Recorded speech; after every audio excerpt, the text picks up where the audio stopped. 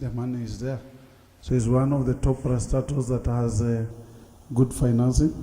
So hiccups will come, but as you've heard, you've never had my name come up. So we do professionally. We do our duties professionally, and that is what the duty calls us to do, so that we deliver medical commodities to the health facilities, to the lowest health facilities in our villages. So it is very important for us as we do that. I'm privileged. I've had two guys here from Webuye East. I come from Webuye East, born and raised. Lichuma should be my very close family, if I'm not very wrong. Lichuma from Mikuva. Lichuma from where? Which origin of Chetambe? Okay, you may not be knowing. Okay. Okay, and you come from Lugulu. Which part? Aponyuma, hospital. So I come from Sipala village, which is just behind Chetambe. So it's a privilege to have you together so that we engage. I've been in government for some while, but very few lawyers have approached me for business.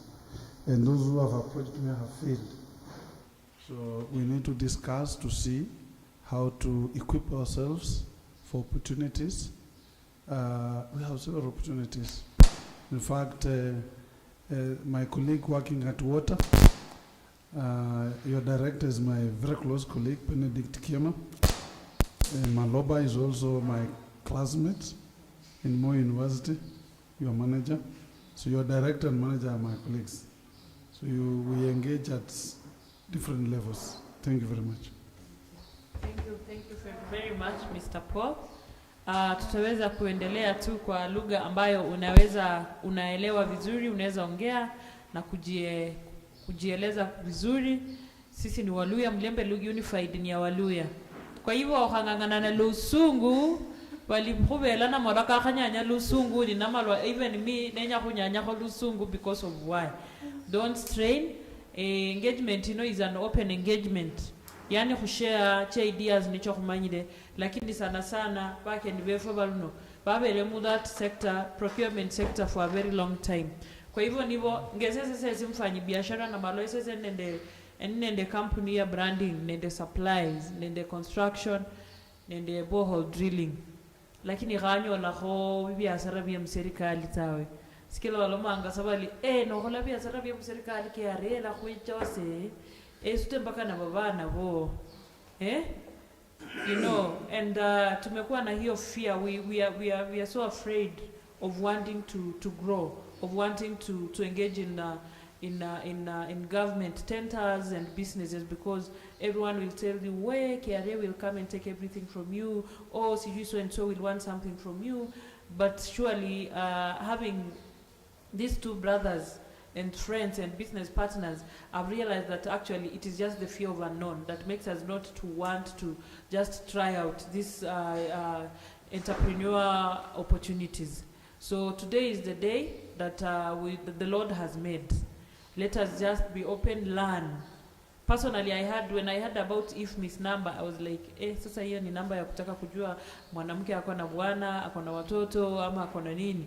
But kumbe ni number tu ya biashara na inasaidia. In fact, it is so seamless that when you have that number, the county will any tender that is posted, you get notified and see if you qualify or you don't qualify.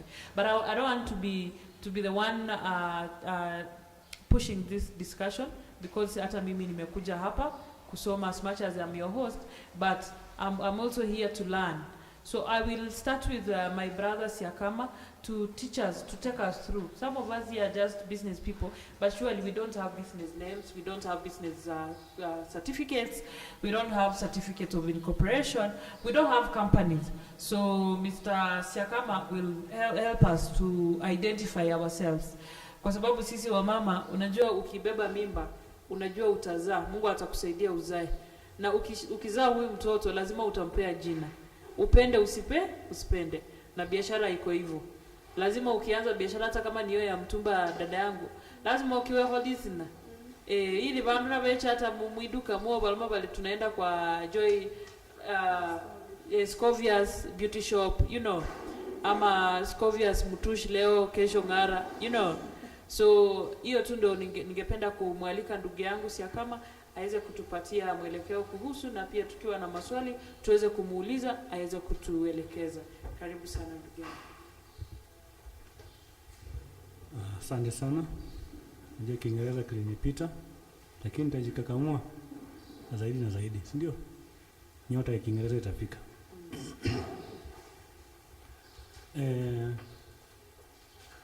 Before starting a business, first of all, you should ask yourself, why am I starting this business?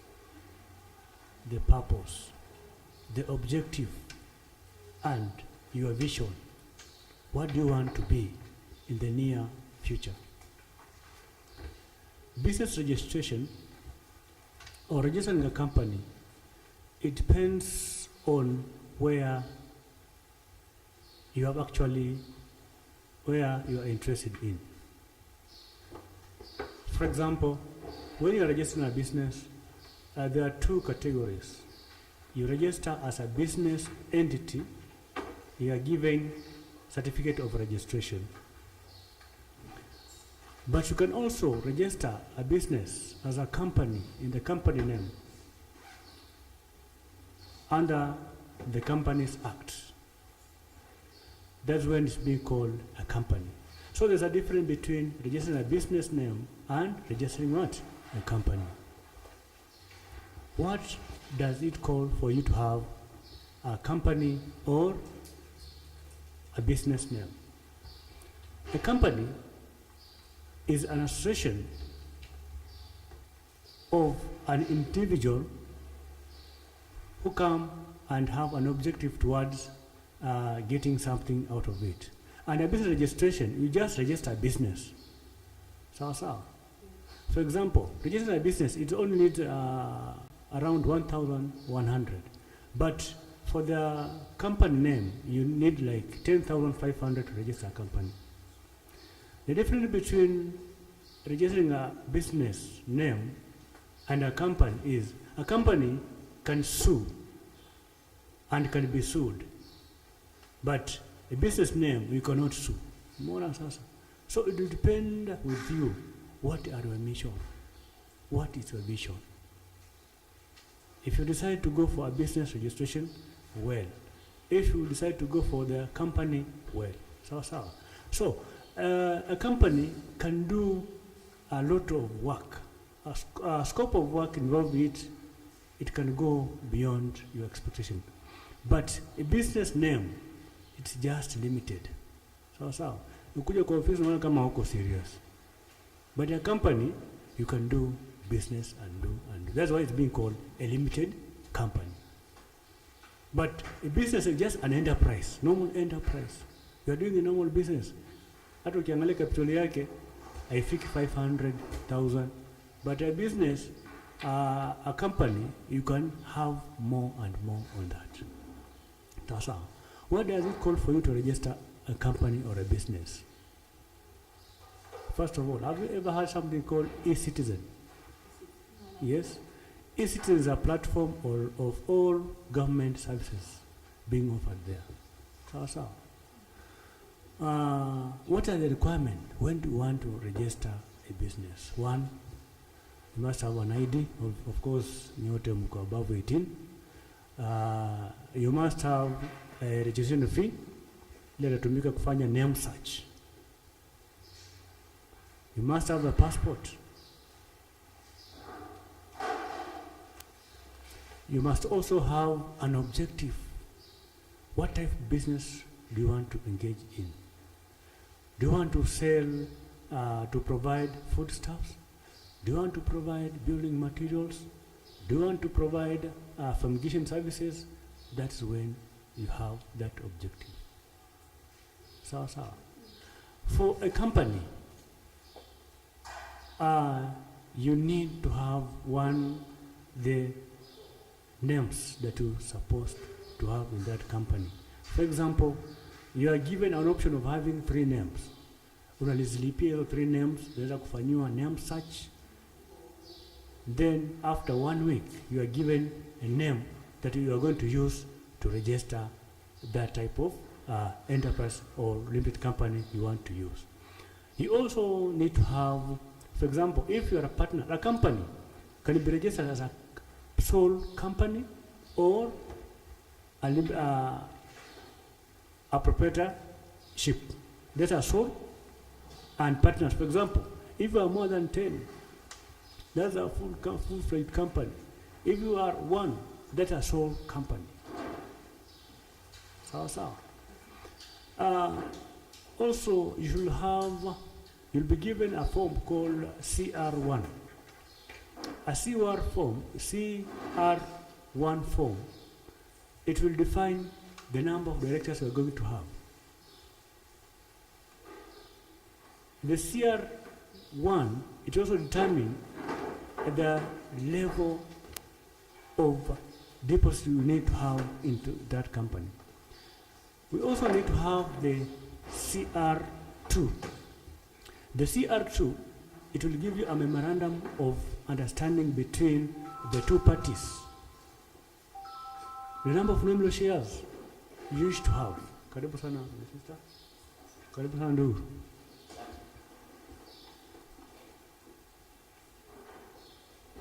So, all these certificates, whether it's a registered business or a company name, it will take at least 1 week for you to get that name that you wish to have and use it in your tendering processes. So. Now, after you have registered, you have a name, you have a company name. What next? Because you cannot just start trading. You will get a PIN for your tax obligations. We also have to go and open a bank account. You cannot open a bank account when you don't have a PIN. Sawa. Lazima ukuwe na PIN certificate ndio uende ufungue nini? Bank account. Now, after you have a fully fledged company, that's when you'll opt to go either for an AGPO or under AGPO program. What do we mean by the AGPO program? AGPO means access to government procurement opportunities. The government has opportunities for you guys. It's you to go and explore those opportunities. So. The program is targeting youth, anyone below 35 years. The program is targeting the PWD, those people who are disabled. The program is targeting women. But now, how do you know that you are under AGPO program? The AGPO program defines the 70% of participation. For example, if the company has been opened and the 70% are youth, that's when you'll be given that certificate. If the company has 70% of women, that's when you'll be given a women category. If the company has someone who is disabled, that's when you'll be given what? A P, that's when you'll be given an AGPO certificate. So. AGPO program goes for 2 years. That's 24 months. It expires. But what after it has expired? For example, so we are growing. Yes. Let us assume that you are in the program, youth program. You may figure that 5 years. Will you cease to be in that category? Look for partnership. Those people who have not attained the age of 35, wake up and become a partner, so that the program can still run. What are the advantages of you being enrolled as an under AGPO program? 1, wakati tuna advertise tenders, wanasema bid bond. Those people who are under that program, you are waived that condition. Also, when you are preparing, that is the first advantage. Second advantage, when we are preparing a budget or a procurement plan, we set aside tenders that are reserved for this program. The 30% inaachiwa hapo program, wanang'ania hizo tenders. Sawa. That's an advantage also. Kwa mfano kama kuosha ama kufanya kuservice machine, huwezi ita mtu mwenye ako able, at least weka watu kama youth wafanye kazi kama hizo. Sawa. That's when it's being referred as AGPO program. And AGPO program, it's being registered at the National Treasury each and every year. And under our AGPO program, you are also given a first priority. Wakati wanasema kwamba tunafanya pre-qualification, wewe unakuja unafanywa listing tu, unakuwa enjoined into that list. You are automatically what? Registered everywhere countrywide. So whenever we hear of opportunities, whenever we get to know opportunities, don't ever lose them. That's when we are here to empower you on the process of registering your business entities. Go for it, don't fear that hii ni ya watu wenye wako advantaged, wenye wako disadvantaged. Sawa. You're also a Kenyan, you have that right to participate in any part of tendering anywhere. That's when you have various ways where you can have. That's when the government has classified procuring entities. Kwa mashule kuna opportunities. Kwa counties kuna opportunities. Kwa parastatals kuna opportunities. Pia kwa ministries kuna opportunities. Where are we in those opportunities? Where are we in those opportunities? And how are we going to take advantage of those opportunities? Anytime you hear that kuna pre-qualification mahali, kindly beba hizo certificates, nenda, just a document, then be pre-qualified. I know my colleague will talk about tendering. I'm only focusing on registering business and registering a company. Now, what if you have registered, you have a registered,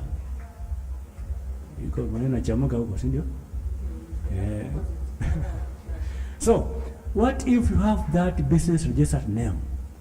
There's something called, when you go to Attorney General's office, kuna kitu inaitwa change of particulars. You now want to upgrade that business entity. You are changing a particular, you are changing a business into a fully fledged company. There are also costs associated to that. Tusiogope ati 10,000 sijui itapata na magani. Change particulars and have it into a fully fledged limited company. Sawa. So if you have one, now after you have registered that company, don't sit with that company. Market yourself. Knock to each and every door and do business. Wakati una register business with us, tunakaa na certificates kwa nyumba tu. Opportunities will not come and knock at your door. You are the one to go and knock into that door. That niko registered kwa hii category. Can I be enlisted into this procuring entity? Niko na kampuni yangu inafanya cleaning services. Can I be enlisted into this company? Mimi niko na kampuni yangu ya security. Can I offer these services? Sawa. Whenever you have registered a fully fledged company, you have a bank account, you are remitting your taxes, kindly knock to each and every door that the government has pumped money into that. Sawa. Karibuni sana. Kama kuna swali lolote, tutawakaribisha after my senior have spoken so that we respond together na swali ndio tuendelee mbele. Sawa. Asanteni sana. Najua sitawachosha. Niko hapa kusaidiana. Sawa. I think we need to have another microphone. Can you lend me this one so that we don't keep moving? So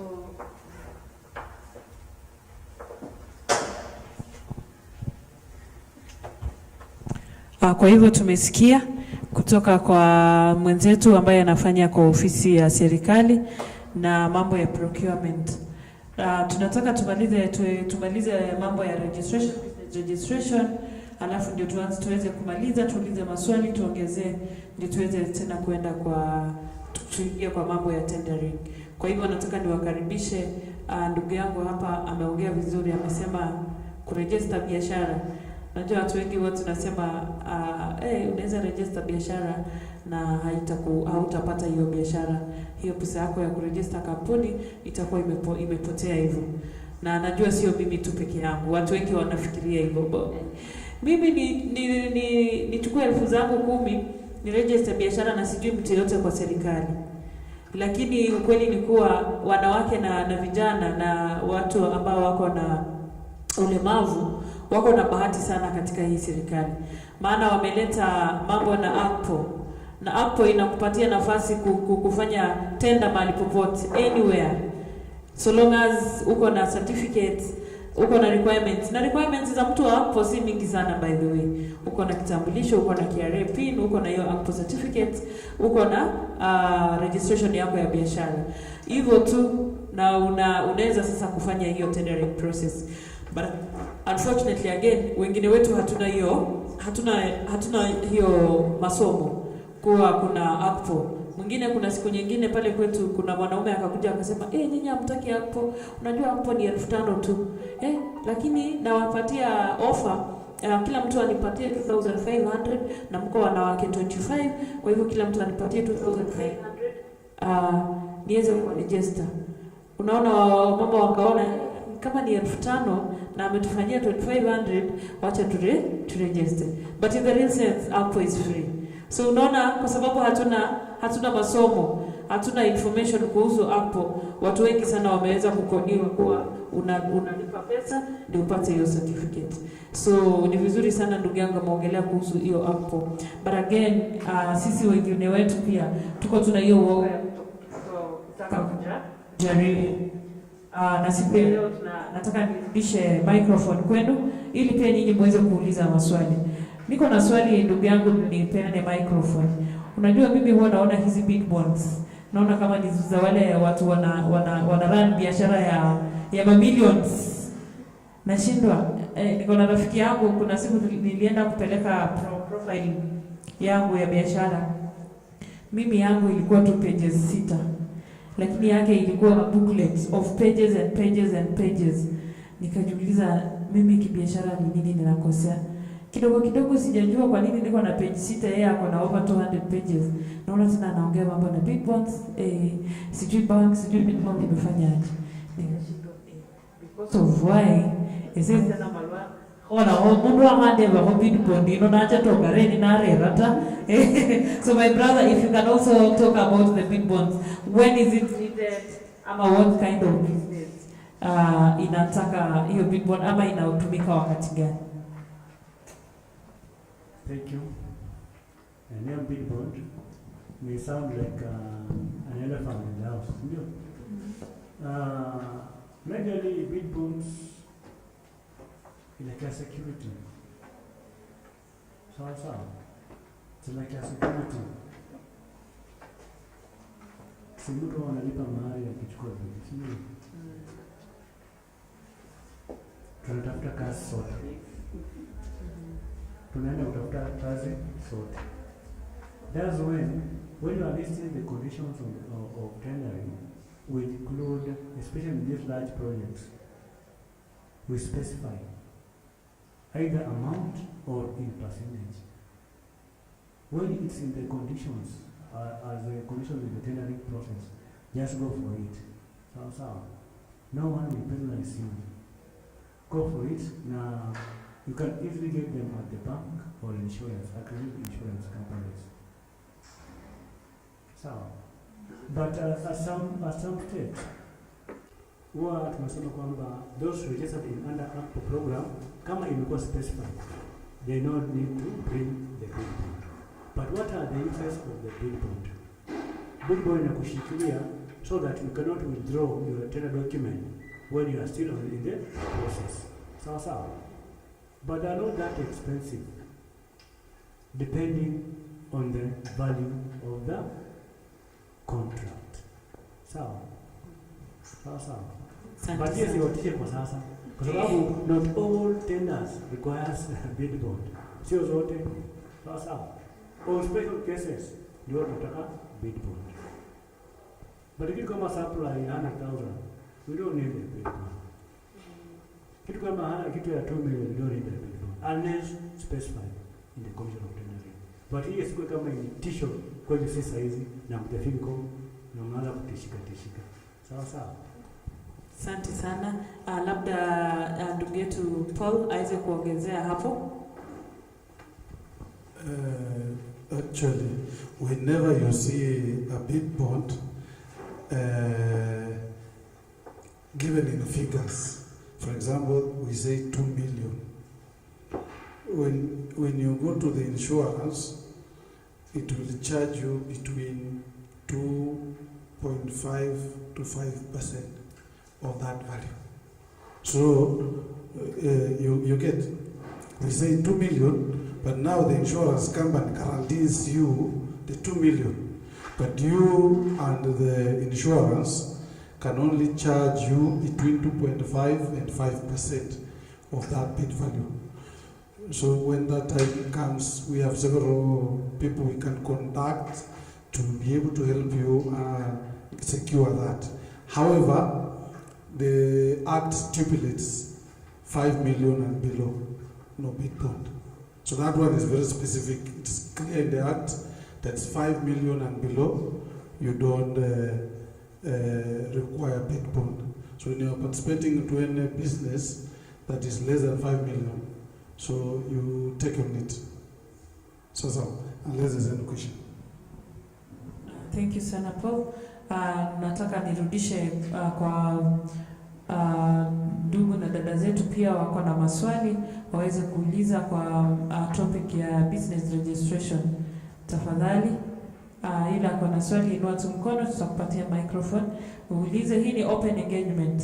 Sasa usiogope, uliza hata swali kwa ya upuzi aje. Tunataka tuelimishane leo.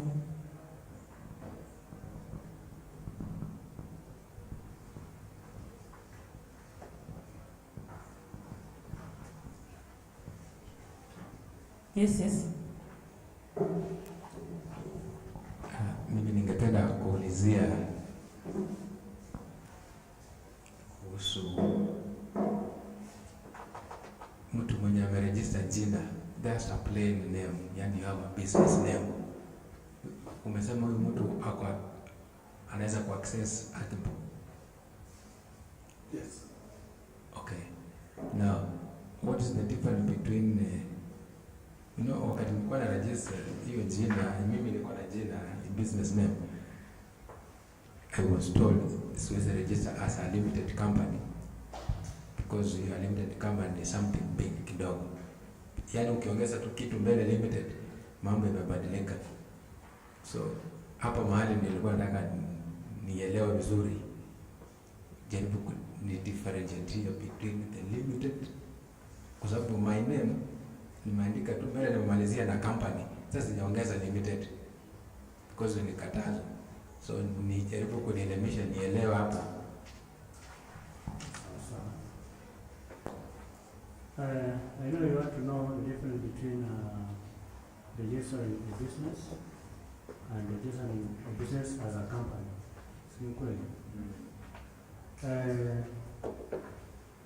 Scope of work will limit a registered business name. Scope of work. Sawa. Scope of work where I mean the value. For example, you cannot compete with someone who wants a tender of worth 100 million.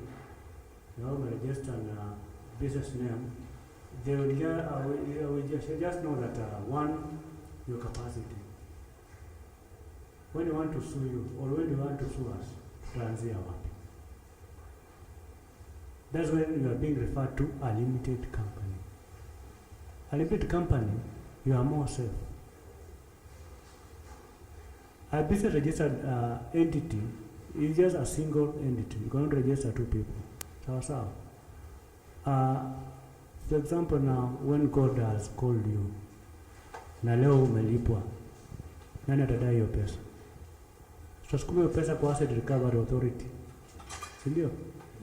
So that's why you are being referred to upgrade it into a limited company.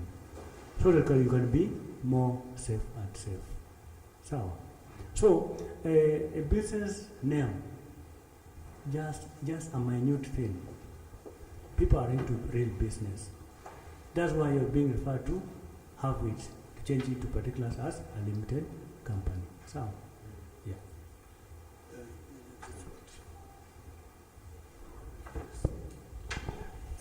Just to add, a limited company is separate from you. You get the major difference is limited. Assume Oasis Limited Company, and I am the owner, Kitui. Kitui is an individual. Then a limited company is Oasis Limited. It becomes also as an individual. So it is sold separately from the owner. Okay? So that makes the difference. Another difference is a limited company, you are taxed. You must file tax.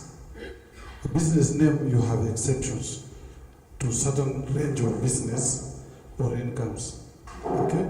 So when you have a certain range of capitation, then you are exempt of tax. But limited company, whether you do 500,000 business, you file tax. So you take advantage when you have a business name if your capitation is low, and you don't take advantage if you're a limited company. Whichever business, whether you do 80,000, you file the tax. Okay, so it is secure in a business name because of the opportunities. If you are growing, but once you secure your opportunities, then you become a limited company. It is separate from your undertakings. Thank you so much. So in short, wanamaanisha kuwa biashara limited company na business registration. Yani limited company yakikosa hawanitafuti mimi. Joysmart branding ikikosa Joysmart branding limited ikikosa kufile tax wanaitafuta hawanitafuti mimi. Okay. Hapo I think tumeelewa, si ndio? Swali lingine tafadhali. Okay, mimi swali yangu ni wale watu wa small, songesha microphone karibu. Watu wa small business tuseme kama mtu uko kwa stores. Unajua Nairobi sasa hivi tuna survive na hizo. Sasa do I need to register kama tuseme kuna stores na kuna ile online business bado hiyo kuna jina unatumia. Sasa lazima pia uregister. That is a good one. I think in short, maybe, as he said, it depends with the vision when you started that business.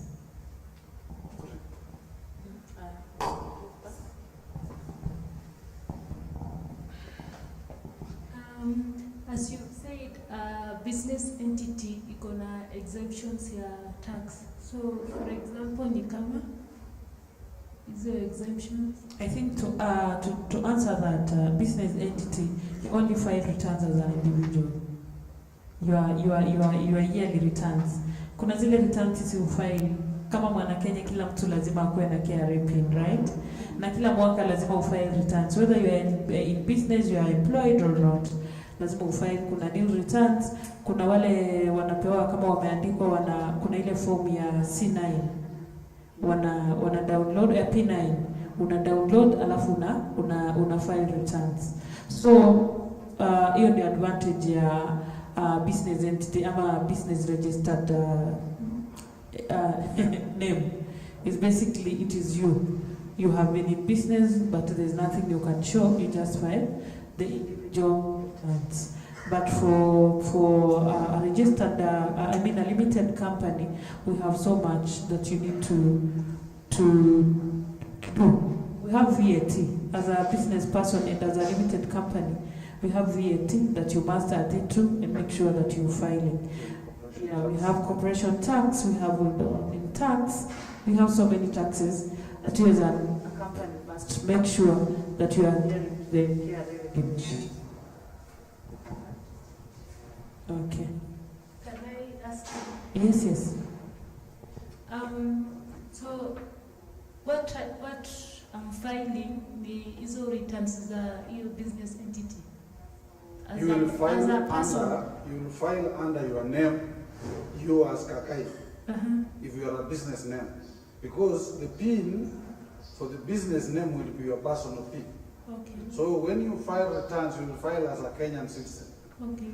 But when you file as a company, you will file plus paying returns on tax, 16% VAT, corporate tax, withholding tax, all that. So for a business entity, you don't file the 16%. You are exempted. Because you also, for business entity, you don't have VAT. You see, you cannot be given, or you don't qualify to apply for VAT. So 16% comes in when you have the ETR machine, you have the ETR receipts, you give your clients the receipts, which is 16% now. So I don't have this, for example, I don't have the ATR machine, but wame incorporate your 16% VAT kwa online advertisement. So your 16, it's applicable. So should I also include kwa this personal taxation? Yes, but now you must have a VAT machine, ETR machine, to be able now to run that 16% that has been included on your business. But it's being done online. Put your question. I'm saying. Uliza tu kwa Kiswahili sasa. I'm saying nauliza, like mimi ni a business person, right? So I don't have the ATM machine, but on advertisement, wanatukata hiyo 16%. Whose advertisement? Online advertisement. The sponsored ads. Ads, yes. No, but it is the government that has put on your page. Mm-hmm. So you are paying the government. Yes. Yes. Oh, okay. So you don't come in yes, wewe unalipa serikali 16% imewekwa kwa page yako, wewe unalipa. Ni kama kwenda kununua mkate. Unaona? Mkate, mtu wa duka amepata mkate na 45 shillings. KRA amewekewa 16% of which is around 4 shillings. So hiyo mkate inafika 50 bob. Yeye anakuuzia 50 shillings, hakuuzii 50 bob. Kwa sababu hiyo 5 shillings ya VAT tayari ashailipia kwa mtu alinunua mkate. Sijaelewa. Ukiona kwa hiyo receipt ya kununua mkate, actually at the end tunaona 60 bob. But the way they have arrived at 60 bob, kuna 40 shillings, kuna 6 shillings, kuna 3 shillings, mpaka inakuja 60 bob. So you as a customer, you are paying 60 shillings. But mwenye duka, at ile pesa atabaki na 40. Hiyo pesa nyingine ya juu, the government have it. Sawa? Okay. So it's not filed kama tax? Yeah. No. All right. You file kama VAT if you are a limited company. Okay. Uko na hiyo ETR machine. Okay. For example, wacha tuende short. Mimi nafanya branding. Hii glass ukikuja ni kubrandie bila VAT ni 100 shillings. Plus VAT ni plus 16%, which is 16 shillings. So if you add VAT, nitakubrandia at 116. So that hii 16 shillings nitafile iende kwa serikali every 20th of every month. You get? But if you are branding at 100 shillings, there is nothing that I'm giving the government. Asante. Swali lingine? Okay, kwa sababu ya muda pia na tulianza. Nauliza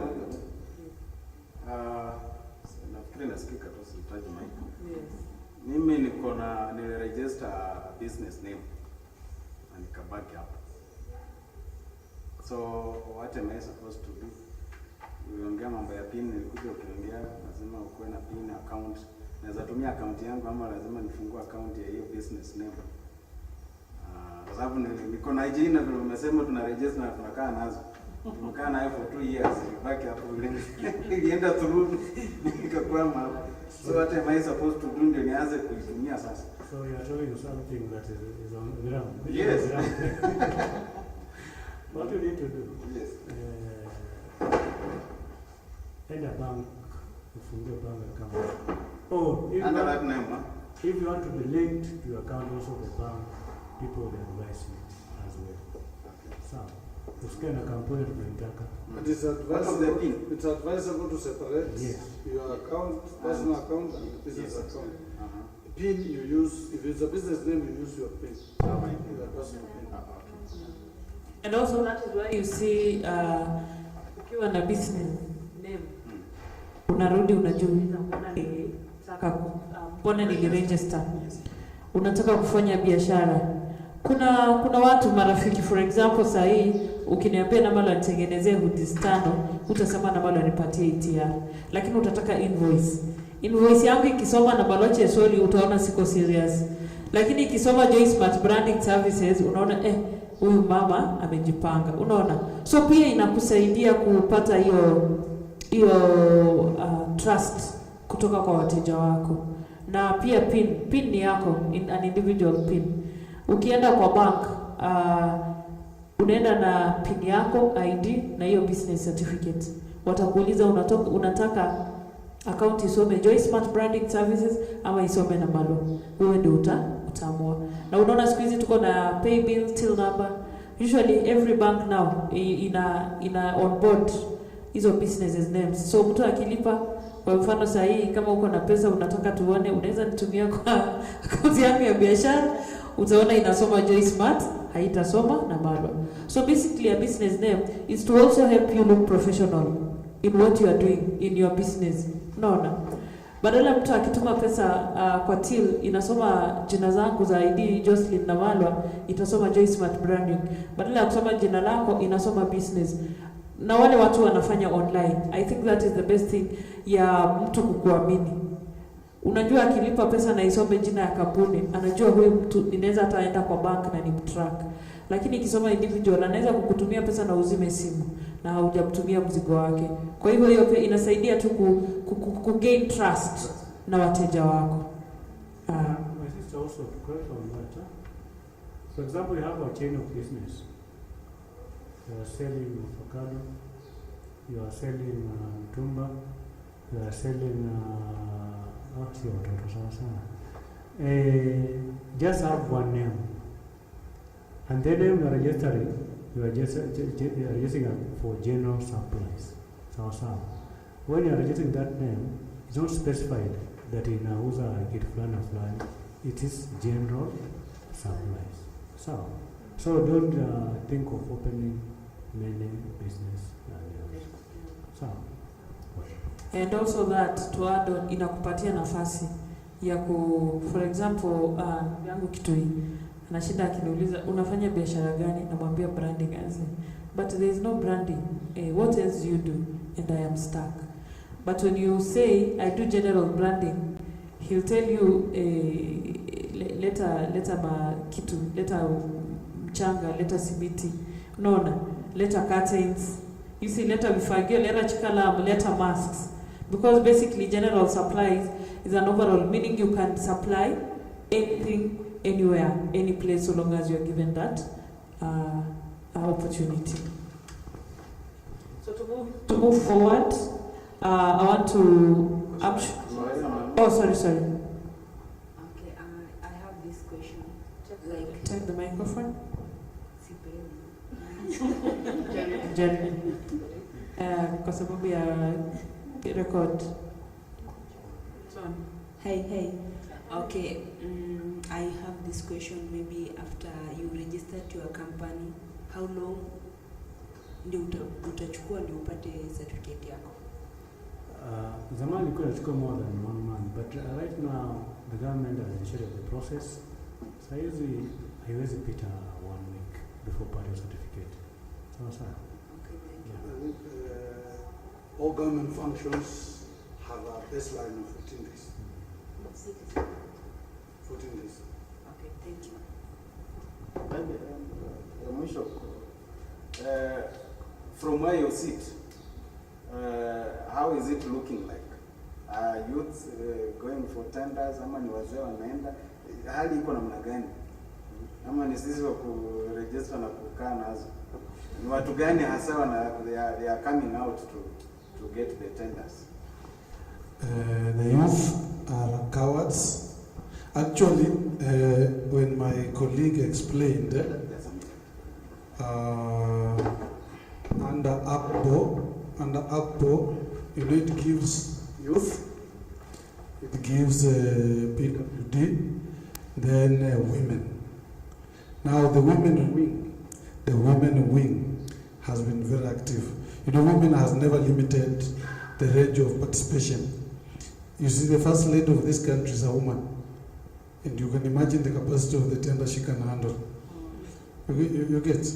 So you can imagine Waiguru being a woman,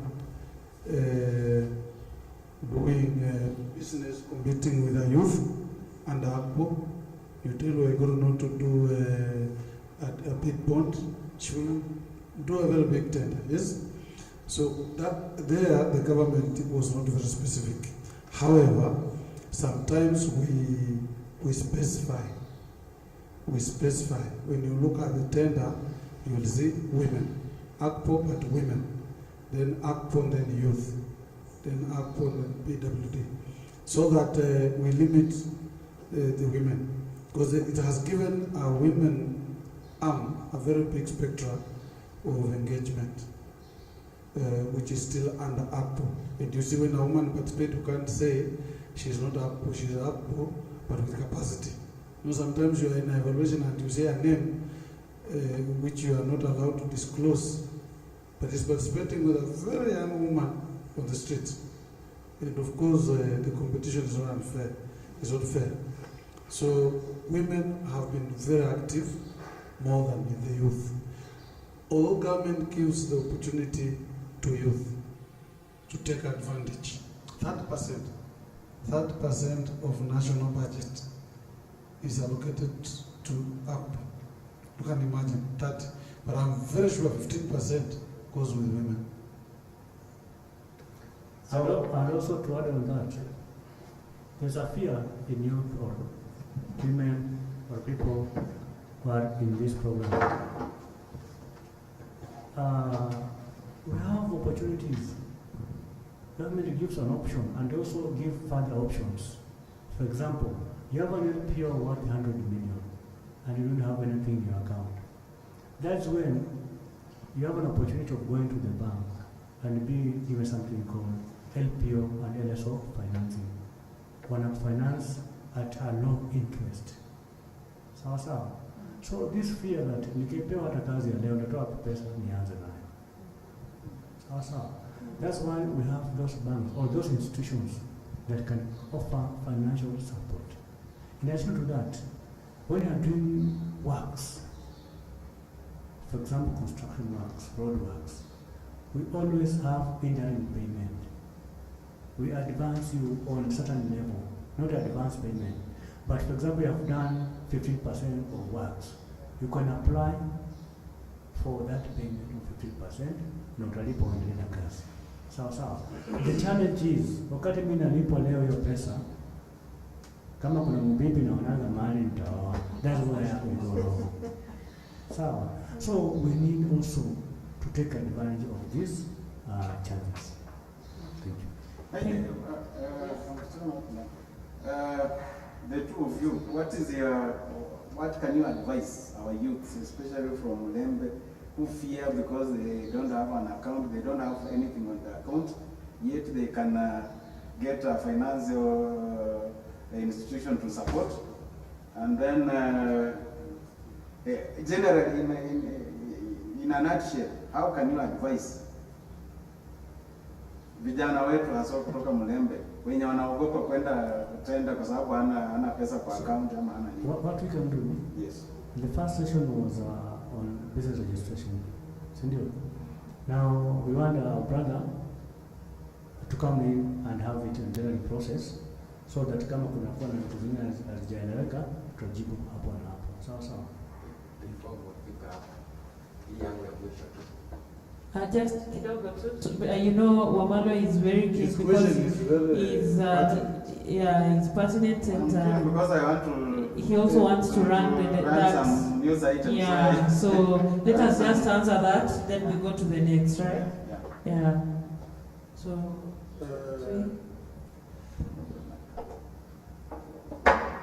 for our youth in the Mulembe Nation, this forum was one of the key eye-opener for the youth. You see, when you come to find me, when we discuss business, you will not find me. That's how I have spent my whole afternoon to be here to facilitate information, to facilitate this information to our youth. Because tomorrow, if you, today, all of you came to my office to meet me for discussion of business, you will not meet me. I will send you to one of my junior staff who will not facilitate. So the opportunities for our young people from Bungoma and the entire Western is less. When we call for these unified, Mulembe unified forums, avail yourself, let us discuss. Because like we're going to have another forum in Bungoma. We're organizing a Mulembe unified forum in Bungoma by June. That forum, we're going to bring on board several professionals who are in this field of procurement to be able to share information on how you can participate and partake into the tendering process in government institutions. So that's the only way they can be able, because information is what helps the team to understand how to go about to engage in the business. What do you think is lacking within our youth? Why are they not coming out and competing with other communities, especially here in Nairobi? Why are they shying away from going for tenders and what have you? Thank you very much. The first thing is unity. Unity. How many of our youth have come together to form a business entity? As I've told you, I've been in government for some time. If I've been approached for business by young people from our region, have less than 10. So unity. I've seen. The second thing is trust. You'll find, like I want to use our friends from the youth from the Mount Kenya region. They register a company. The registered director is one, but behind that company, there's a memorandum of 10. You understand what I'm saying? That there's a memorandum of 10 people under a company, but the registered director is one.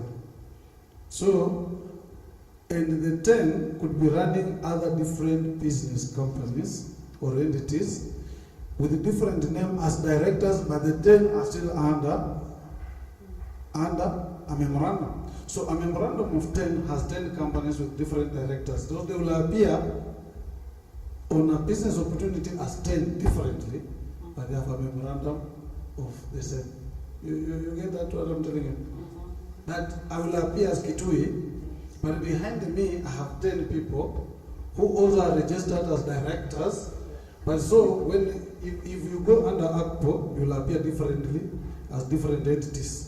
But under memorandum we are one. So if you are one of the 10 companies, for example, without knowing there's a memorandum behind them, you'll be likely to be giving one person an opportunity. So we need unity and we need trust. How many, do you know even family members in our region? How many family members can start a business? Just I, Kitui, and 2 or 3 of my brothers can start a business. It's not possible. But you see, I have seen young fellows from central Kenya who start a business and expands, leaves the supplies and goes into construction, gives this company to a brother, then moves to construction. 2, how do we bring the technology together, the skills together? I want to, recently there was a tender of ICT somewhere in government, and I tried to find someone has a company, but he did not manage to get an expert in ICT. And we looked around in our region how many people were willing to be enjoyed as a professional, not as a member, as a director in the company. Today, if Joymax is awarded a tender to do networking, for example, at KBC, she's not an expert. How many people are willing to come to work on the project and be paid? And be paid as an employee or as a contractor in the business. Namalo will earn 10 million in the contract, but behind the scene, the business expenditure is 4 million. How many people will come and do the work knowing this tender is 10 million and I'll be paid 4 million? You will just say, nilisaidia Namalwa akapata pesa, akanilipa tu 200. But you see, you're being paid as an employee. Amenitumia. Imagine alitengeneza 10 million na akanipea 200. But you see, you are an employee. So how many people of our youth are willing that I have an opportunity, I subcontract you to do the job, I pay you as a subcontractor, and I get paid, I pay you. How many? 0. So do we have young people coming together, an ICT expert, a teacher who has knowledge of doing business, an architecture, and a contractor coming together to form a company so that these skills are put together in one business? You get? Yeah. How many people are experts in IT who can go and share information to Namalwa that this you are doing printing and publication, I can help you do this publication better. Share that information. Do a project with the registered company. Be part of it. Once the company participates in the process, you get paid and you exit. That's where a Western region has a problem. Coming together to work together, share information is the biggest problem. And the last one is financing. How many? Do you know? I can tell you for free. A young Kenyan from Central Kenya with a tender of 50 million will walk to Ndindi Nyoro, tell him I have this business, 50 million, I'll give you 20% of the margin. I want you to finance. That fellow will finance. How many of our leaders from Western will finance your business? Thank you. Can I just ask something? Something to add? Maybe I can also add something. On the 4th point is lack of information. Yes. And ignorance. Lack of information whereby you call people for such forum, they do assemble. Or some of them can have information, but they don't use that information.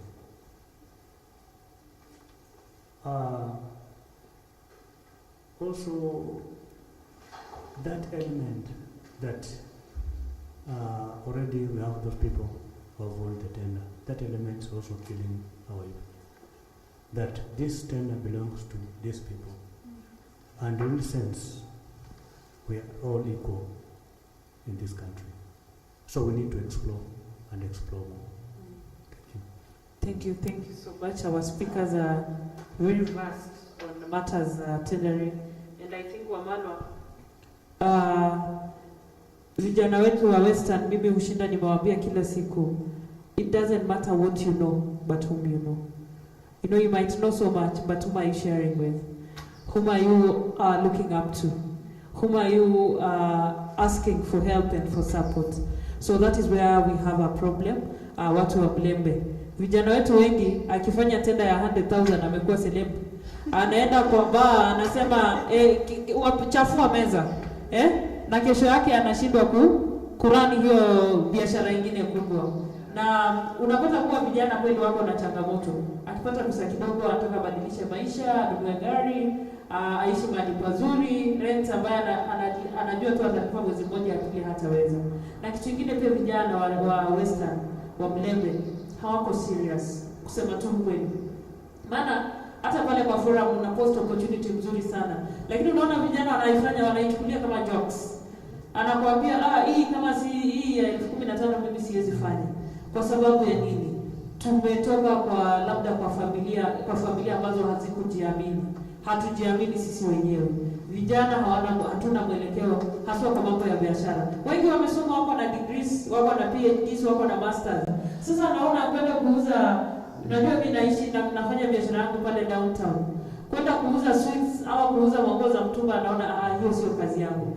But kutoka kwa hiyo kazi ya chini ndio mtu sasa anaweza kupata mahali pazuri pa kufanya kazi ama biashara. So pia vijana, they are not aggressive. Mulembe youth, they are not very aggressive. They want to be given. They want, they want to be, wanataka kupembelezwa kama watoto. Kuja fanya, nitakusaidia, nitakuangalilia, and it is so tiring because ukiangalia vijana wa pande zingine katika nchi, they are very aggressive. Tunaingia kwa ofisi, unapata hao wamekaa 10. Wewe uko tu mmoja peke yako, wanapiga lugha yao. Uko tu hapo, wewe papa jete, wewe ndio ndiye anaongoza kama jileta, unaishiwa na nguvu. But in the real sense, we have it what it takes as young people and as Mulembe nation. It only takes us that the courage and just the zeal of us being the Mulembe nation as we call ourselves, the leopards and the leopardess, to just have the creativeness, the creativity, and the power and the confidence to go for these opportunities. And from here, because we are winding up, I wish that even the group that is here will form a company or companies or business entities that when we go to his office or Shakama's office or any other office, we go as an entity. As he says, we go as one director, but behind the director there's a team of 10, 15 people. That is the only way that we shall start growing one another. And also be serious. Let us allow everyone their space. I am good in talking and marketing and digital and influencing and creating content, but I am good in project and in proposal and project management. So let us embrace one another, our strengths and our weaknesses, so that Mulembe Unified really becomes something that even our children and children will look up to and say, wow, our parents changed the narrative. Thank you so much.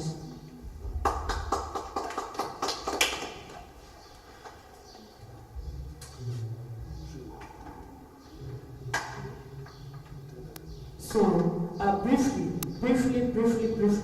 Kitui is touching on tendering, something that he was to do, but najua bado alikuwa anataka news, so akatukata. Allow us to give Kitui not more than 10 minutes, right? Yeah, then we'll be good to go. Thank you once again. Government offers tenders in different forms through quotations, request for quotations, request for proposal, then open tenders, restricted and direct procurement, and several others that we do based that are not for your knowledge, because when we say design contracting, maybe you want to put up a facility like a hospital, you'll want to bring people to site to design for your facility. Those are not very, very important.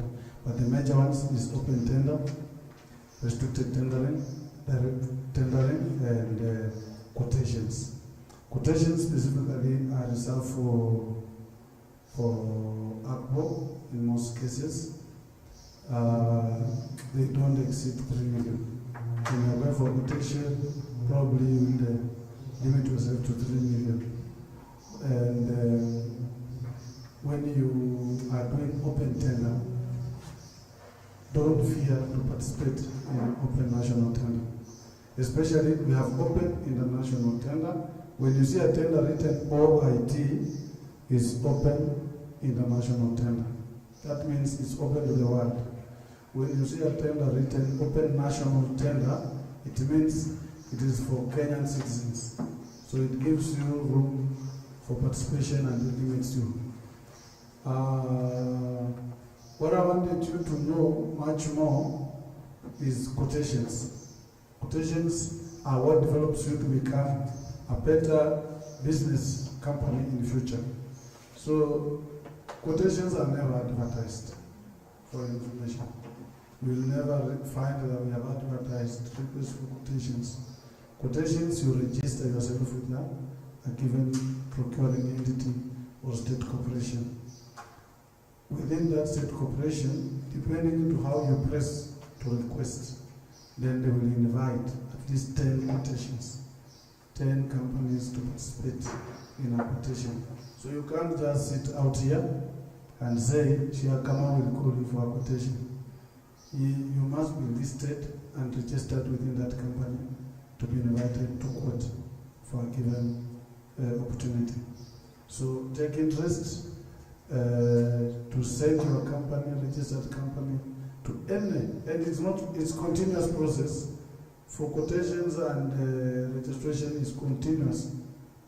Pre-qualification, when you hear pre-qualification is for a period of time, normally 1 year. But pre-qualification is for specialized supplies or works or services. But for quotation, you just deliver your company to any state corporation.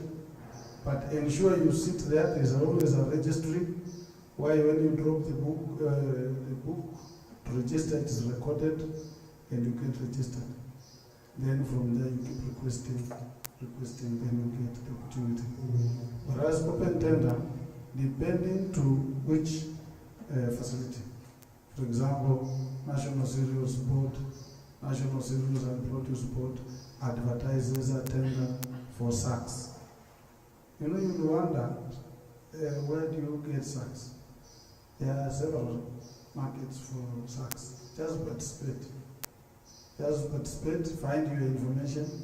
And whenever the best way to participate in a tender, for example, let me use Shakama's office and mine, you must look at the background of the company or the state corporation. What is likely to be the business at the office of the Deputy President? Cleaning services, stationery, network, maintenance,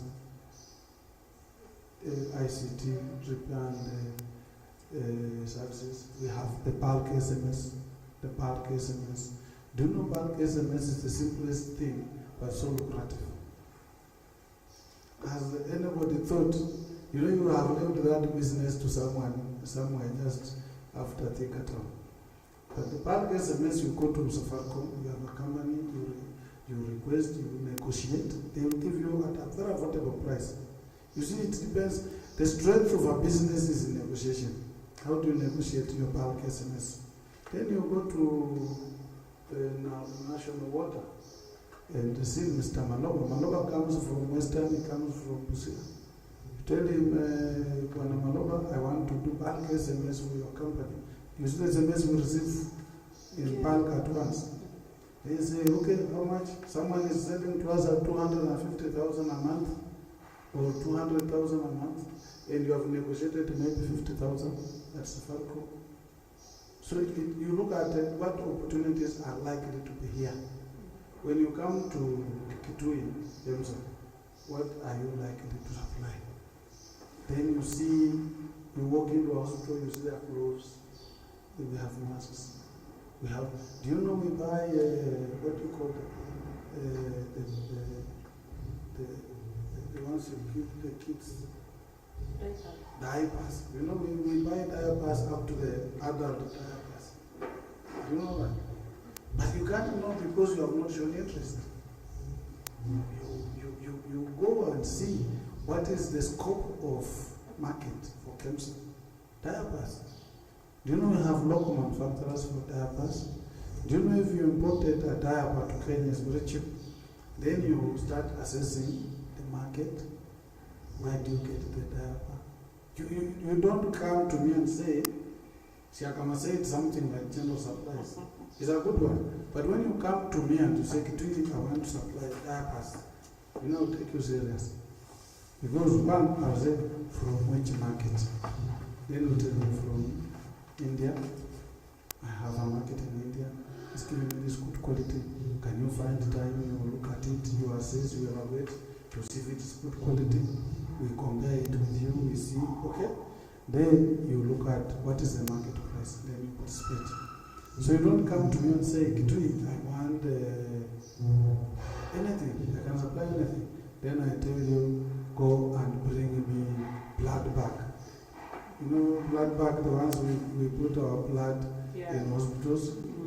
And you wonder now, there's no manufacturer for blood bag in Kenya.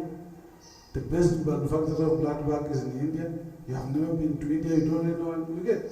So you must study the background of the company. When you're going to Narugota, what are you going to supply? Are you going to supply the junction pipes, the plastic pipes? If they say, okay, Kitui, we want the pipes, where are you going to get them?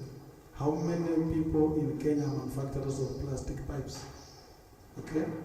And do you have a plumber in mind? Because when you start supplying water works, you should be thinking if my works is to supply. When you start supplying water pipes, then someone will ask you for a plumber. Tapeleka pipes Narugota leo, kesho wakwambie come with a plumber. You have supplied for pipes for 5 years, you have no contact for a plumber.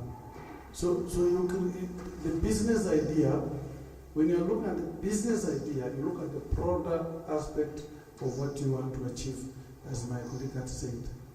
If you want to go to Kenya Power to look for business, you go to the website and look at the website. Actually, the main source of information for parastatal is look at what do they do. What is the business opportunities there? Okay, you walk, I tell you go to Kenya Pipeline, you see a friend of mine called Njoroge. What are you going to supply? Do you know Pipeline buy one of the biggest pipe in the world to pass oil and fuels? And when they tell you supply, do you have information? Do you have the dimension? So when you walk into an institution, not just because your family member is there or a friend is there, you must understand the background. You don't just go there and say you want stationery. Do you know stationery? We call them operational tenders. Operational tenders are consumed on the table here. Do you expect to walk to Kemsa and be given a tender for stationery? Who is leaving it there for you? So those are some of the things. Ikifika wewe chukua stationery, wewe chukua hii, look at how to handle. People don't want to look at the small opportunities, but now you want to look at printers. You want to look at printers. What printers do you do? You can work. You know, information is not denied in government. You go to Kemsa and say, which type of laptops do you use? Or you just walk, come and greet me. You will find that everybody in Kemsa is using HP. Then you walk away. You don't even need to talk. You naenda kwa inquiries ya procurement. It is free, open 8 hours. Ukipita unasalimia watu, unaona huyo ako na HP, and you can form a business idea. How much is a new HP selling? So when we put a tender, like we have put now a tender for laptops, we put on Tuesday. So someone will run and quote for us daily. You will not pass, because somewhere I think in the specs I've said HP, but normally you should understand what this company uses. Okay, so when you see a tender on the newspaper, the law allows you to inquire. It's free. You've seen a tender, you don't understand the details, you are allowed to come at our inquiries and inquire. I want this tender, but I have very less information. Someone will give you the description. The only thing they will not give you is the price, but they will give you the description. So we should be able to have the seal, and the tendering is a tedious thing. It's very expensive. And I'm very sure for you to spend 100,000 to put in a tender and lose, then the next one you put 100,000 and lose, then you quit. tendering. Actually, tendering is the most tedious thing. It's actually a 130-page document with several conditions, mandatory. Always look at the document where they have said mandatory. I'm always saying someone came with a very big document. Actually, you can do a very thin document in tendering. You are only allowed to submit mandatory documents. You can imagine. All those other information is for your information. Actually, information to the tender. We call them ITT. When you open the tender, you'll see ITT 1, ITT up to 20, depending on the size of the document. That is information to the tender. The person tendering, we are informing you how we will pay you, how we will monitor you on evaluation, how we will monitor you on performance. The most important thing for you to look at is when you open the tender document, go to where they have said mandatory. The tender is evaluated in 4 phases: preliminary, document. Like in our place, is different from these other institutions. We procure by sample. KEMSA procure by sample. So you do preliminary, then we do documentation, then we do sample. We evaluate the sample, then you go to finance. But others, you go to preliminary, documentation, then financial. Financial is open the last one. Once all the criteria have been evaluated and awarded and notified, So always in a tender document, look at the mandatory requirement only. These other things are just information to tender. So mtu anaenda na print document yetu yote na anaongeza zile tumesema tupatie mandatory na anatuletea 210 pages. So tukitafuta bit point kwa hiyo document hatuipati, tunakonyoroshea hapo. So you can do actually a 30-page document and still win a tender, because we need you to paginate a document. Have you paginated? Yes. We need you to put tax compliance. Have you put? Yes. We need you to sign the tender form and put the sum value. Have you done that? Nowadays we say it must be on a letterhead. Have you done that? Yes. We need you to sign the code of ethics. We need you to give us business information. That is preliminary. Once you have done that, you have already won preliminary. Now you come to documentation. What are the technical requirements? If you are buying an equipment or a machine, we need a letter from the manufacturer. Do you have it? Yes. Is it specific to the tender? Yes. Is the specification matching? If we say a bronjure, is the specification on the bronjure similar to what we have put out? Yes. Then you go to finance. When they say provide a financial statement, maybe that one you can do in camera. But anyway, when they say, not a problem, but when they say provide a financial statement or audited accounts for the last 3 years, we will come to check whether the document was is legit. Sit down with a qualified auditor, do a good documentation, attach your financial statement, but it must be realistic. Don't put a financial statement of 10 million and you have never done a tender of 3 million. So you must be realistic. But anyway, whenever this platform should be able to give you a few of us who work for this entity to help you. As indicated, I have several fellows, colleagues, Sudi at Portland Cement. We have Mulembe at Water. We have Sawencha at National Cereals. So you should not fear business opportunities. Unless there's any question. Thank you so much. Let me take you back in terms of the evaluation and scoring. Is that part of mandatory in terms of on a big document? Can someone decide to use the scoreboard, where the marks in terms of scoring?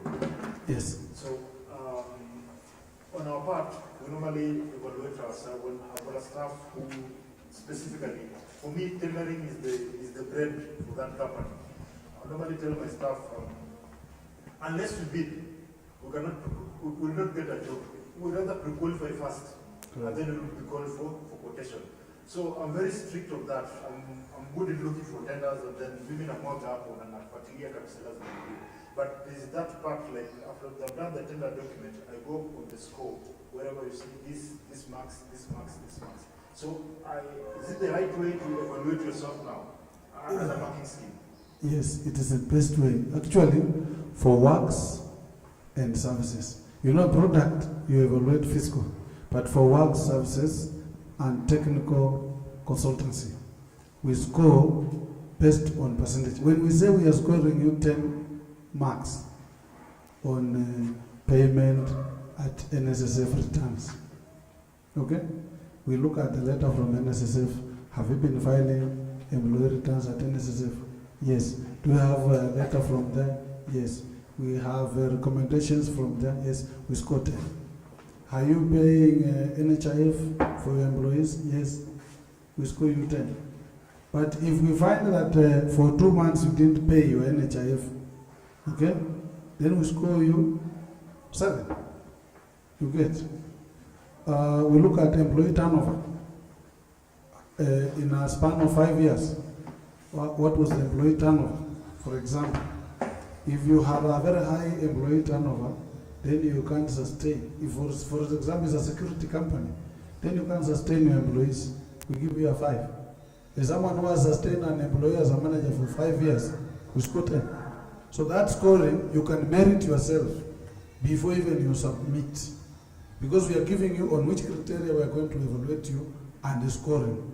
So you assess yourself, score yourself before you submit. By the way, many people don't evaluate themselves. You submit and you have not you know very well you have not filed any NHIF. And you submit a tender document. And you know very well you are getting 10 marks there. So you get 0. Okay? How do you respond to a waiver, workplace injury? Then you find that an employee was injured, there was no medical cover, he went to hospital by himself, you secure 0. But if you have a medical scheme for your employees, of course, you score highly. So for services and works, scoring is it's very, very important to evaluate yourself. Also to add on that,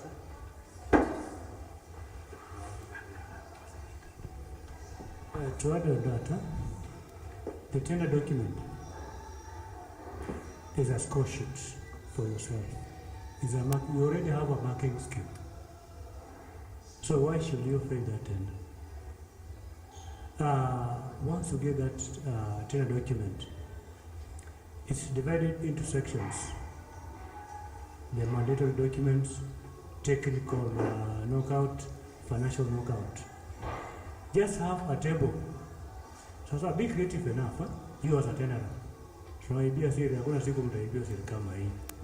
Sawa? Be creative enough. Weka hiyo vitu yote, section A, wanataka vitu gani? List all of them. Sawa sawa. Section B, list all of them. Section C, list all of them. Then answer section A. Hii nimeweka. Una tick. Until you get 100%. That's when you'll be able to know that hapa nimewahi. And also when you are submitting those documents, make sure that you have paid them. Sawa sawa? Because kuna panya mtu atafika kwa hiyo ofisi, afanya nini? Atoe. Utaambia nini watu kwamba sawa sawa ulieka hapa na ile. When you have pages, hakuna mtu atatoa. Sawa sawa? So mark yourself from section A to the last section. Jipatie marks. So, and then make sure that when you are giving you that letter of notification, kindly come and ask a reason why they failed this tender. Because in the last Act 2015, I don't want to pay a reason, but right now, you have to be giving me a reason why you failed that tender. So that next time, kama ilikuwa genuine reason, utasema ni sawa, nimekubali. next time we'll improve on it. So, and also there's no harm.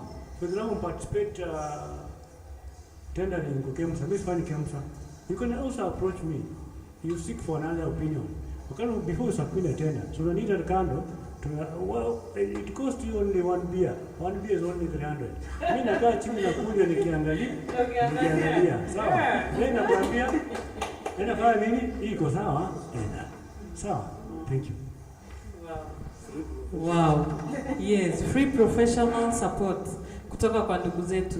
Kwa hivyo apart from John na maybe na Malo, who has ever done a tender among us?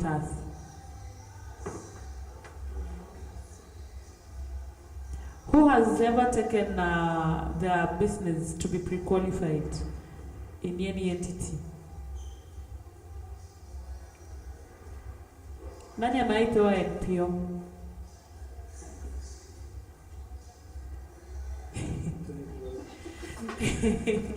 Nani ako na account inasoma kampuni lake kwa bank? Your bank account is on your business name. Wacha tumpigie makofi. Nani ambaye business name yake imelala? Aliregister. Hey, nani ako na till? Oh wow, clap for yourselves. Nani ako na pay bill?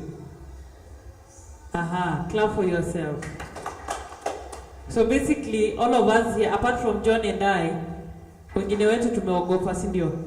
Ama hatujakuwa tunajua. Hatukuwa tunajua. So can we clap for can we just appreciate our speakers today? Kwa sababu Uluyani sio rahisi mtu kukubali kukupatia information ya bure.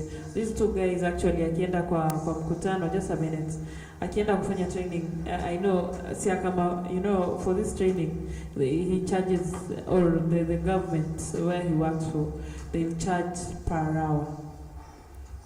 And I cannot speak of Kitui because he's senior. You know him. Yani, you know, you cannot even be able to pay him because, you know, being a senior procurement officer at KEMSA, seriously, you cannot negotiate his cut rate. But we are here, they're here for free. They're not telling us, teaching us or engaging us for free. So let us appreciate them once more. As I want to wind up, please, John, maybe you have something to add on. Sorry, I want to take you back. There's something that he said that we are doing it as a mistake, or he said that we go the way you just explained it, Mr. Kitui. The issue about you said sometimes you find like I've got two companies, so I'm bidding for maybe it's one job, and then I'm using two different companies. But again, you find like I'm a director in this company, I'm a director in that company, which again leaves a question mark in it. But there's something, the method you mentioned there, whereby you attach something like a list of several people of the same. I didn't get it, that concept or context very well, whereby I can decide I'm in this roof and I'm doing like 5 tenders, different companies. All of them with good documentations, but so I'm casting my net wide. I'm just saying that, and yeah, that office don't know these people, but you see, at the end of the day, you say that you know the due diligence, the mechanism for due diligence is also tedious, because could you just repeat for me that part? And then for these young guys, I only stayed in the business name for 2 months. I could not, because where my ambitions were too high for a business name. The appetite for a limited was so much, because a business name was like limiting me, getting me to do what I want. And that is way back in 2007, so you can imagine. Business name during those days was very important. So you can pass in your now, my friend, just upgrade to a limited company. Come on, when chana chukua bwana yako ongeza hapo, wewe weka bibi yako hapo, mezana hao watoto haina shida bwana. Hata kujua kufanya nini. Sema kwake. Ni kweli. Wachana maneno mingi na tafutie hiyo kampuni tusaidie kutafuta. Kwa sasa uwezi nyorosha mkono yako kufika kwenye unasikia sifa nyorosha mkono. Umeona? Kwa sababu wewe mkono yako iko tu hapa. Umeona? Mkono yako tu iko tu hapa. Na kama nyinyi wa mama hapo kwanza na mtu akiona ndio ni ladies whatever. Priority yani wa kusort tu wacha kusort tu document alone. Already kwa wewe ni mama imekuwa kwa category fulani. Category fulani already. Thank you. Chair, maybe take that. I was saying, you know, CR1, CR2 gives you details of registration and memorandum of understanding. And we have what we call CR12 that gives the list of directors of that limited company.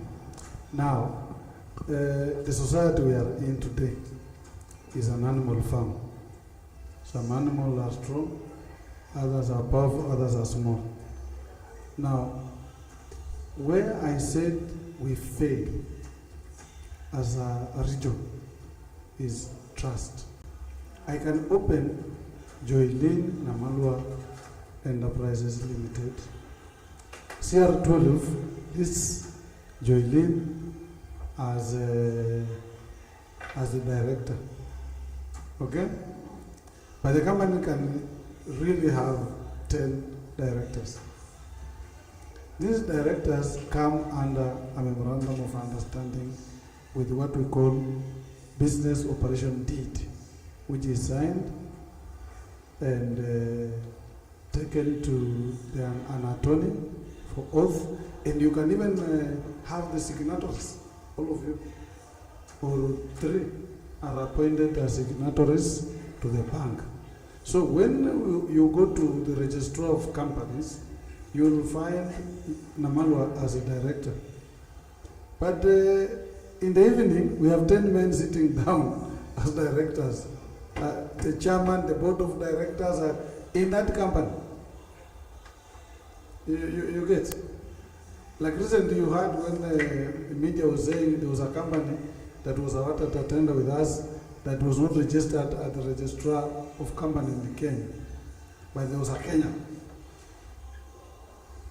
So when you go to the registrar of companies, the names were not there for any Kenya, but they are there. But you see, the deed is there, but the CR12, they are not there. So you can't dispute they are not there. It is upon you to prove they are not there. So I was saying, you can come up with a company, then all of you as 5 are directors and a company, but you don't have to appear on CR12. But you have a deed of understanding. Who are the signatories? You know, you'll give business. Sometimes we give a tender to a company, a limited company. Then we pay to that company. Then a dispute comes. We have paid as a company to that company. Then a dispute is brought back that we have paid to our own company. Maybe the statement came with a bank account that has a single signature. Then you pay, then someone said, no, you have paid in a wrong account. You pay in a company account that has 3 signatories. So you have to reverse that money and pay to that account. That's when you realize the company has a JV somewhere. You get? Yes. And you see, the act now, the tender document currently as it is, and the act now has stipulated the JV. That when we give you a tender document, we have indicated inside there where you can do a JV, which is the lead company, which is the support company, up to a JV of 3. It is there. But you do not need to provide the CR12. So we can have 10 companies, okay? Each one of you is an owner of a company, but each one of us belongs to the 10. You get what I'm saying? I don't want to make it, I want to emphasize because I'm on media, but you get what I'm trying to say? That 10 of us, each one has a company. Publication, media, printing, stationery, construction, civil works, ICT. As listed company, but all of us are directors under each of understanding. But the person, the first individual is one. So all of us look for business opportunities. You get what I'm trying to tell you? It is one of the most advanced information I'm giving you. That all of us look for business opportunities. Even where I sit, I can be an employee, yes, but I'm appearing in one. So you see, all us and Siakama are not allowed to do business because we work in government. So we can't do business with the government. But I can appear somewhere as a shadow in a deed, you get? So that I also overwork, so that I get busy, that now I should work for the company A because I have a shareholding of 10. But when you audit, you can't find them. You get what I'm saying? Yeah. That's where these people have reached. And we have not started. Wow, wow. Maybe to add on that, sorry, becoming more and more. So, I think there's some there too. Just interjecting on my colleague, we were talking about having companies. You know, someone can register many companies as a name. So, you can register even 100 companies using your name, but different PIN. And the CR12 will remain the same password. Now you want to spread risk. From your point of argument, you want to spread a risk that if my company A fails, company B will get. So, there is something called conflict of interest. Kuna mahali pengine wata assume, but in real sense, when I'm doing a procurement audit, taona hapa kuna clear conflict of interest. What you have to do, as per your argument, kindly get friends that you can partner in doing business. Sawa, tafuta wale marafiki. For example, you want to buy this glass in company A. Tafuta huyo ako na kampuni yake with directors wake. Tafuta huyo na kampuni yake directors wake. Tafuta huyo na umwambie mimi naenda kuparticipate kwa tenda mahali fulani ya kununua glass. Sawa. Tile document zako then fanyie kazi. Nikiwinda ukifaulu rudisha hata mkono kidogo tu sawa. So they don't mean that wewe uko na kampuni 10 kama mwenyewe tu.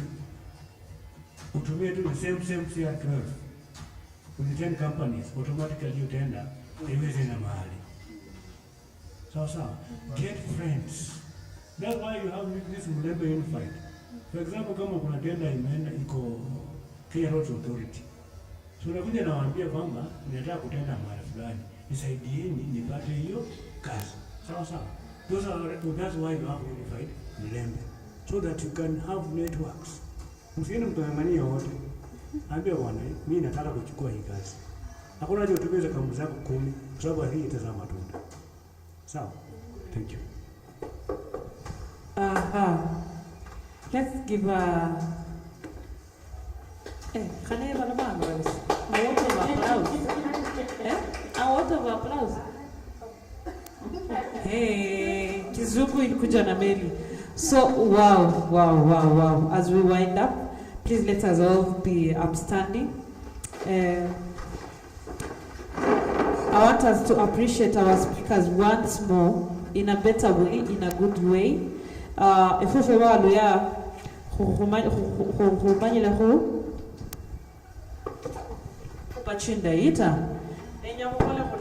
we are clapping 5 times, but you are going 1, 1, 2, 1, 2, 3, 1, 2, 3, 4, 1, 2, 3, 4, 5. Right? I must understand how to clap.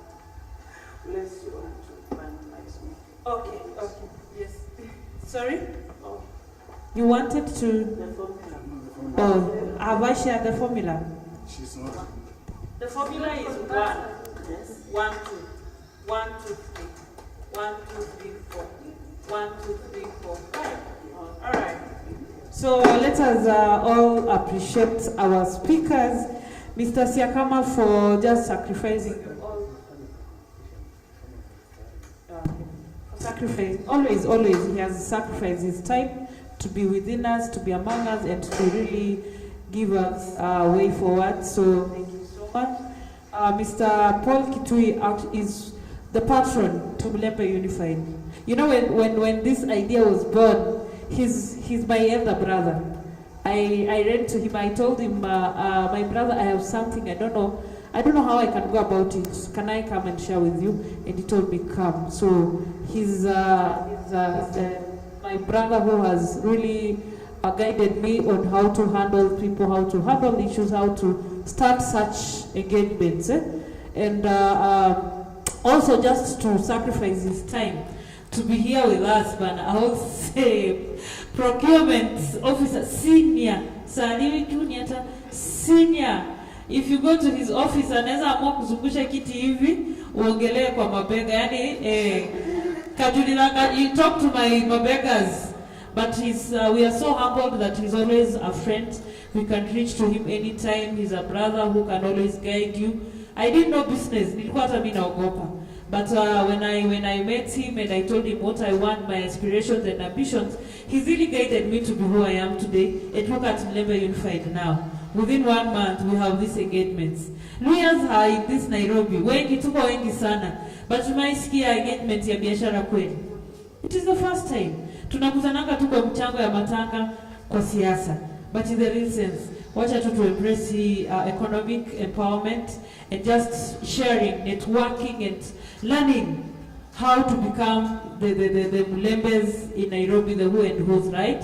So it all starts with us. Thank you so much, my brother Paul, for always holding my hand. And always, you know, when you're in the group, when you say something, I've realized you and Siakama, when you post something, and people are really keen to follow up or to listen or to hear, and they call me, Namalwa, what do I do to get to Kitui? And I have to call and ask you, my brother, someone wants to see you, and you're always ready to even engage them and just give them your time. So thank you so much. Let us now just prepare tupige makofi ya kufunga na kufungua. Moja. Nimesema moja. 2, 3, 4, 5.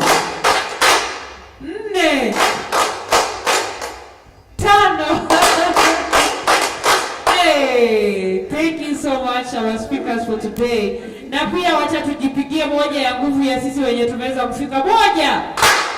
God bless all of us. Tutaendelea na hizi engagements. I want to appreciate the two most important teams. Without them, Mulembe Unified ingekuwa inaonekana online. I want to appreciate John of Kelele TV. Thank you so much, my brother. Umejitolea kubeba machines zako mitambo kukuja kuweza kustream live hii event na mambo ya Mulembe Unified. We don't take it for granted. John was in Voi when I called him. Nikamwambia John, sasa tunaenda kukaa namna gani? And he said, Namala, I'll be there. Yeye nimefika hapa, amefika mbele yangu. I was so shocked, but I'm humbled. John, please don't tire. Don't tire, because for now ni kama tunafanya charity work, but I know with time hizi matenda tunaanza kuongelea. When we come together tutakuwa tunasema hapana, leo wacha tutoe 100,000 iweke kwa meza to facilitate people like you.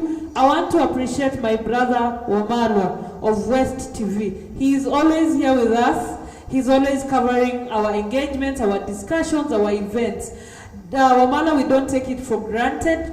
You are the reason why people are now asking, Namalwa, unapanga kukua nini? And I'm telling them, no, I am not politically interested.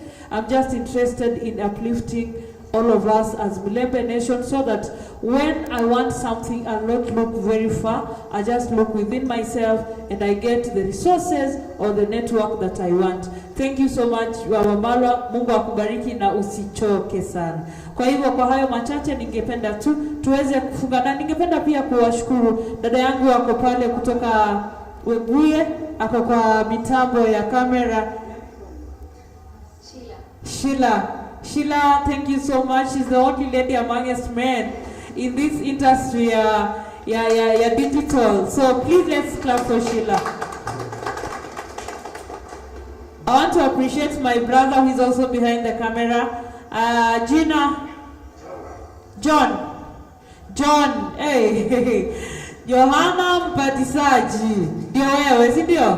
Kwa hivyo John, asante. Siku nyingine pia tukizindua ulikuwa hapa, asante sana. Na ule ndugu yangu amekaa kwenye mitambo yenyewe. Jina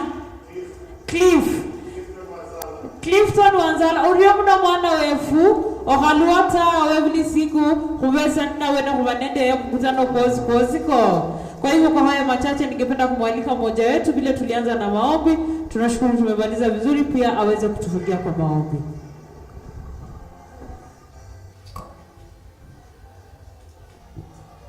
Acha tuombe. Baba Mungu, tutaka kutukuza, tukuinue na kwa ajili ya wakati huu. Mfalme, tulipopanga huu mkutano umekuwa katikati yetu. Umefanyika, Jehova, tumefaidika. Tumesoma, tunashukuru tukisema ni asante. Asante Mfalme kwa speakers wetu ambao wamejitolea kuja kutufunza. Nasi tumekubali kuelimika, tunasema ni asante. Asante ni kwa ajili ya muda ambao umetupa, tumejumuika pamoja. Tunashukuru Mungu wetu. Tunapotoka mahali hapa, wacha ukatupe uwezo na maarifa ya kushughulika na chochote ambacho moyo wetu unatarajia kufanya, Mfalme.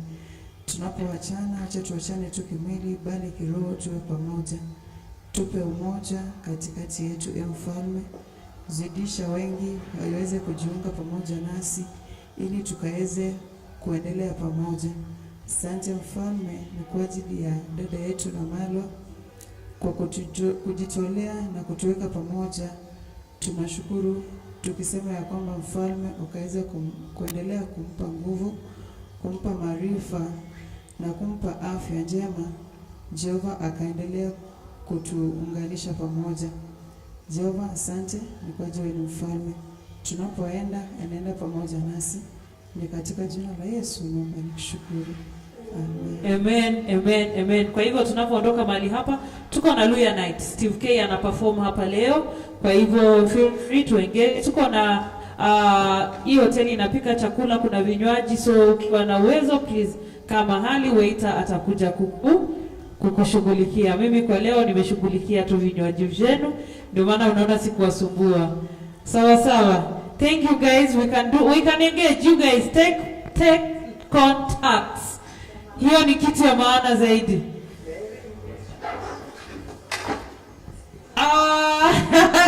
Sijui kama tumetolewa kwa live stream. Ndio watu wasio